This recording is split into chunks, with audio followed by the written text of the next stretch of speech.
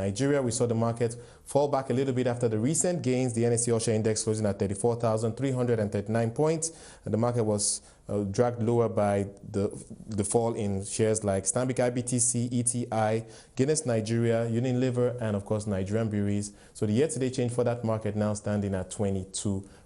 And moving on to the fixed income space, we've seen recent volatility in the bond market, and we'll cross now to Stanbic IBTC, where Steve Osho is standing by to give us a perspective on that market. Steve, it's good to have you on our show. Like I did mention just now, we've seen a bit of volatility, and what I'm hearing is that that is linked to foreign investor interest and of course speculation ahead of that with respect to Nigeria's increase in the Nigeria's weighting on the JP Morgan Emerging Markets Bond Index.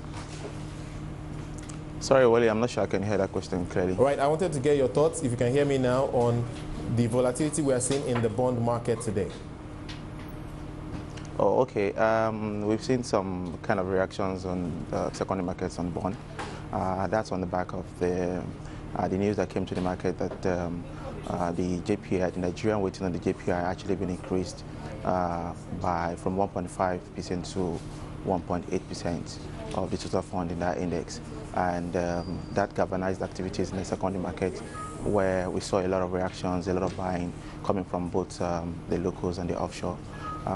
But thereafter, we noticed that the price action actually could not work in tandem with the volume traded in that part of the market, and we've seen some reactions, some kind of correction after initial rally from the beginning of the week. Okay, if we move to the shorter end of the yield curve, we've seen T-bill yields at about 12%, while bond yields, of course, are less than 11%, so a bit of an inversion there. Why do you think we are seeing such an inverted yield curve right now? I think the major reason for that actually being the supply that we've been seeing on the short end of the curve. We've seen a lot of liquidity in the secondary market, which the CBN has been trying to mop up through via issuing of OMO bills. As the supply on those particular securities actually increasing the secondary market, it's caused some kind of gapping in terms of interest rates that is seen in that part of the curve. And if you look at the yields on bond generally, takes for example the 5 to 10 years actually been actively traded in the secondary market, the supply there compared to what is seen on the short-dated bills is a bit limited. I think that's just the major reason for the reason why we're having some sort of inverted yield curve on the secondary market.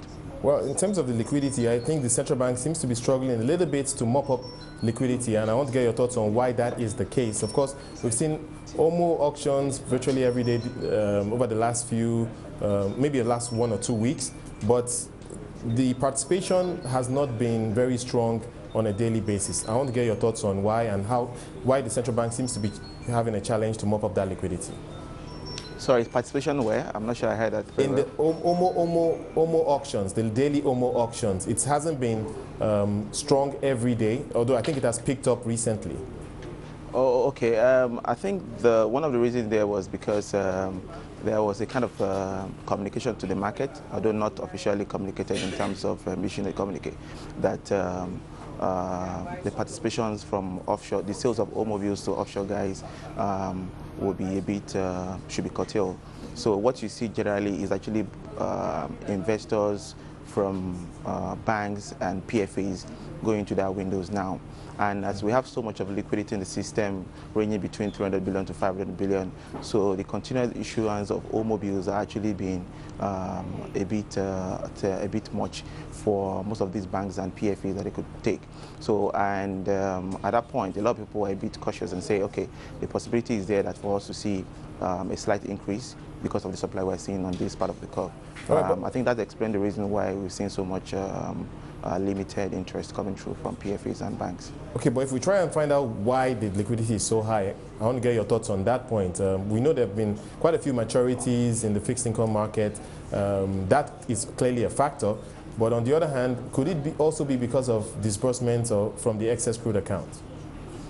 Most of the liquidity is actually coming from the maturities of automobiles that have been issued in previous months and even late last year. Some of those bills were issued for like 30 days to about 3 months. So as those maturities are actually spilling back to the market in vis-a-vis the injections of the public funds in terms of cyclical FAC allocation. So that's actually compounded liquidity in the system. And again, with some of the offshore interest coming through to purchase your bonds and bills, we've seen a lot of liquidity coming through from that angle too. So a lot of this is actually responsible for the liquidity we've seen in the secondary market. And that explains the reason why the CBN tools are actually been aggressive in the mop-up of this liquidity.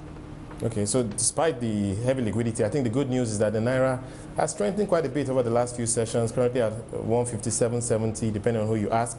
And that is linked to dollar supplies from the oil majors. But the big question is, how sustainable is the current strengthening of the naira? Sorry, Wole, I didn't hear that again. I want to get your thoughts on the naira, how strong it has been recently, and how sustainable you think the naira strengthening is going forward. Okay. Okay, I think as long as we're seeing so much support coming from oil majors as we've seen for the past few days, at the beginning of the week we opened at 158.50.60, the high, and at the close of business yesterday, the market appreciated to 157.50.60, which is being supported majorly by the inflows we've seen from oil major sales. I think as this support continues, as we continue to see maybe slight interest coming from the offshore who are buying into securities, and some oil major sales in terms of FX, and the CBN supplies too on their WDAS windows still remain constant. I think the band of 157 to 150, we might actually see slight depreciation in days ahead if the supplies actually cease from coming to the system.